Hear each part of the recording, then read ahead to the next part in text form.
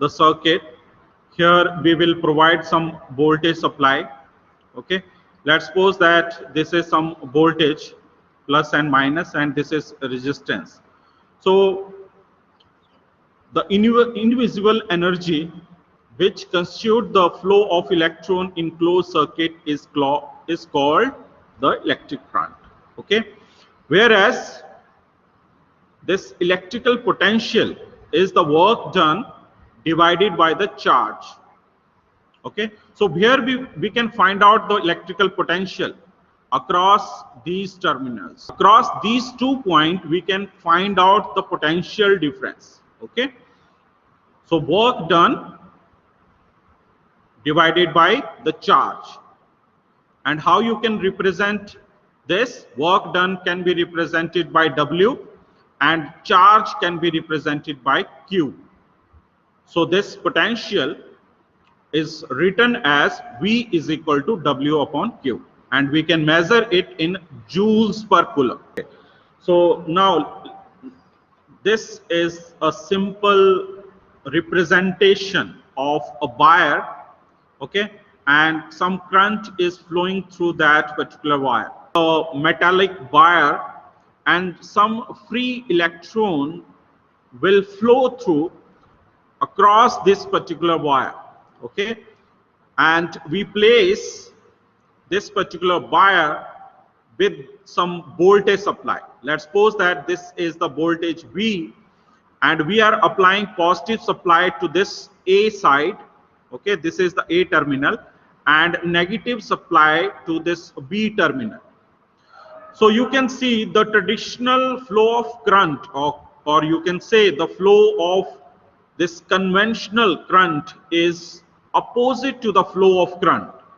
Okay, so electron will flow, okay, as you can see, oppositely to the conventional current, which is flowing from positive to the negative direction. Okay, a continuous flow of electron in an electrical circuit is called a electronic current. The current is the rate of flow of electron in a charge flowing per second. So how you can represent the current? I is equal to Q upon T. Energy supplied by the source.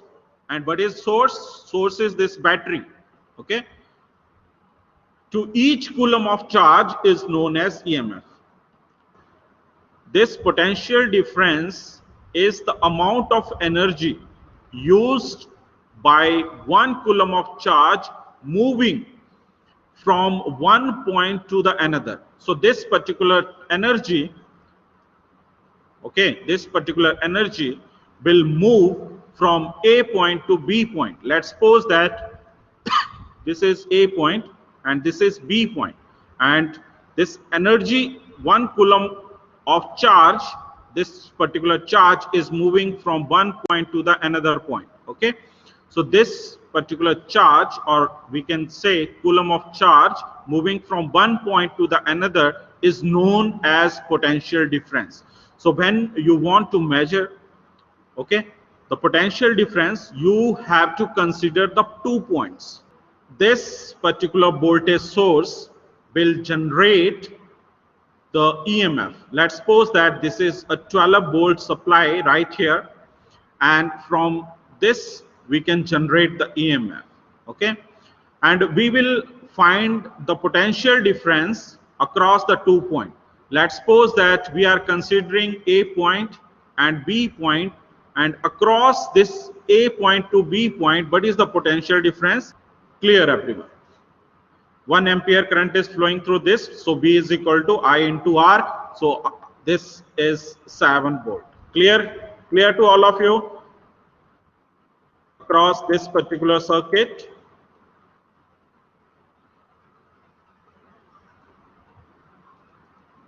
Okay, good.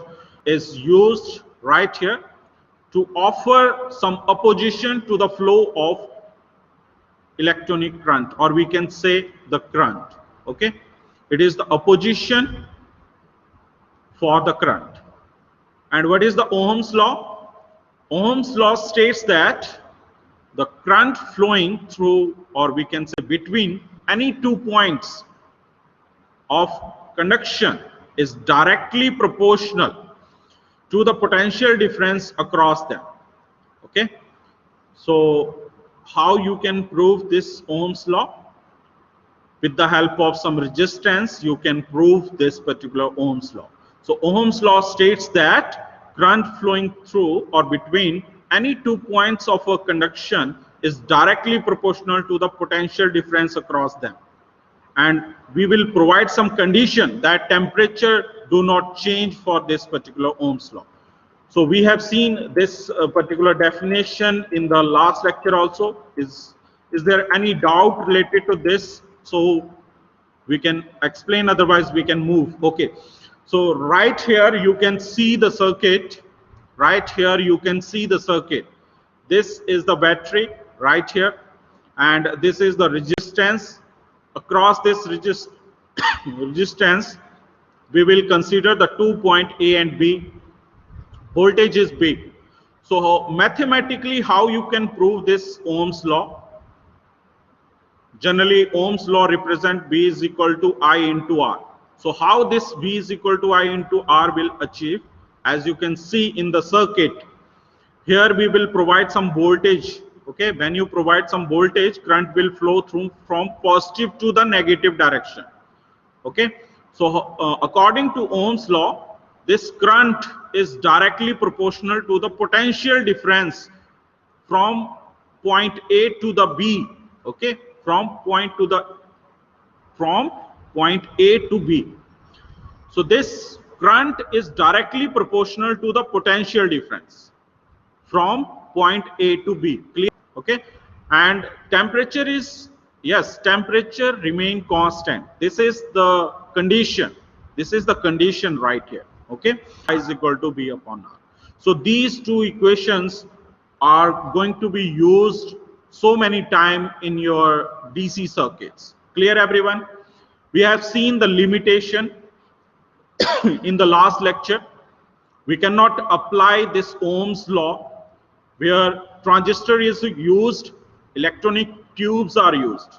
Okay, we cannot apply this Ohm's law to the nonlinear elements, okay, such as electronic arc or powdered carbon or silicon carbide. Okay, so we have seen these things also. Now come to the next point, which is resistance of a wire will depend upon. So first thing, let's suppose that this is your resistance. Okay, so first thing, this is the first thing. This resistance is directly proportional to the length. Okay, so let's suppose that its length is this. Okay, second point, resistance is inversely proportional to the area. Okay, so let's suppose that this is your resistance. Okay, this is the thickness of your particular resistance. So the area, okay, you can find out the area of this particular resistance. It is the inversely proportional. Okay, resistance is inversely proportional to the area. Okay, and nature, it will also depend upon the nature of the material. It will also depend upon the temperature of the wire.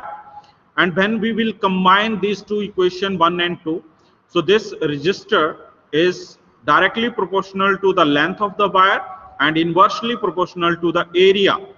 When we remove this proportionality constant, we can denote it by rho. Okay, so this rho is the resistivity of the wire, that is the proportionality constant. And how you can represent the expression of a resistance? R is equal to rho L by A, where L is the length, A is the area, rho is the resistivity of the wire. We have a length of let's suppose that 1 meter length of the wire is given. Okay, so specific length is given right here. Specific length is given. So this specific length of the wire will represent the specific resistance of the wire, provided the nature of the particular material and the temperature when it is in the use, it will depend upon these things. Okay. Yes. What do you mean by conductance? This is the statement right here. The loss of flow of current is called a conductance. Okay.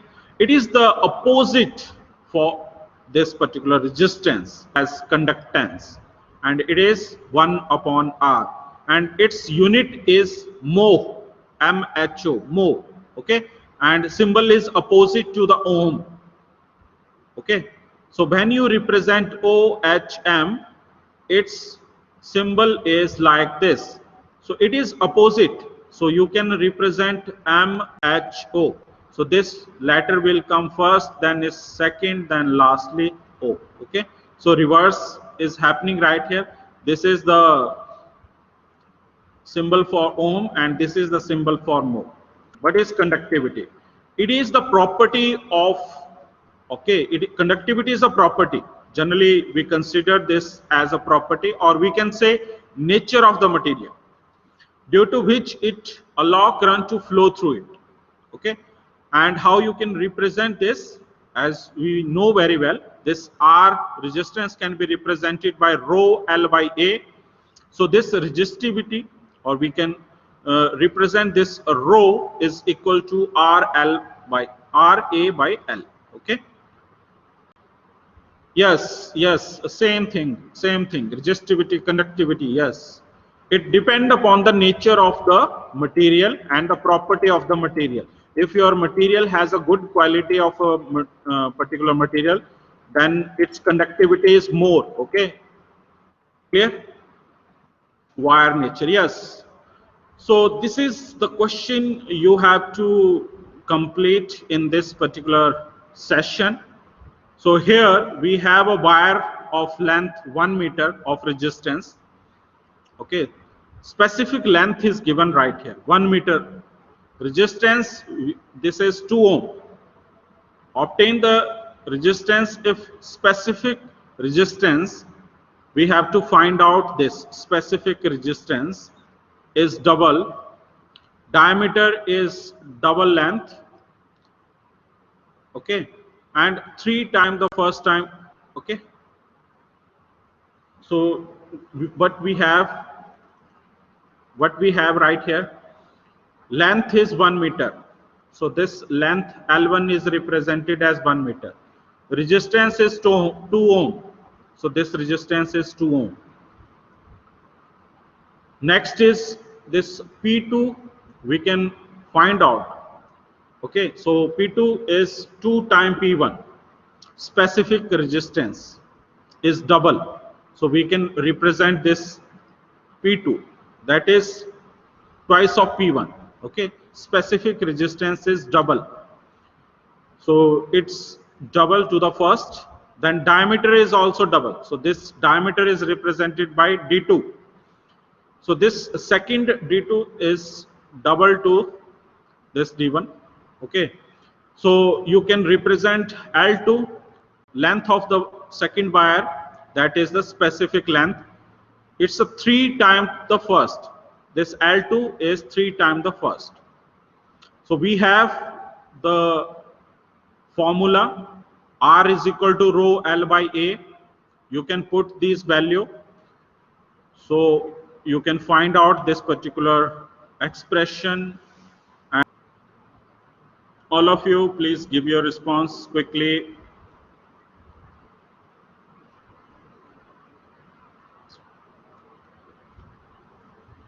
R2 is equal to 3 by 2 R1. 3 by 2 R1. Yes, Utkarsh, you are right. 3 by 2 R1.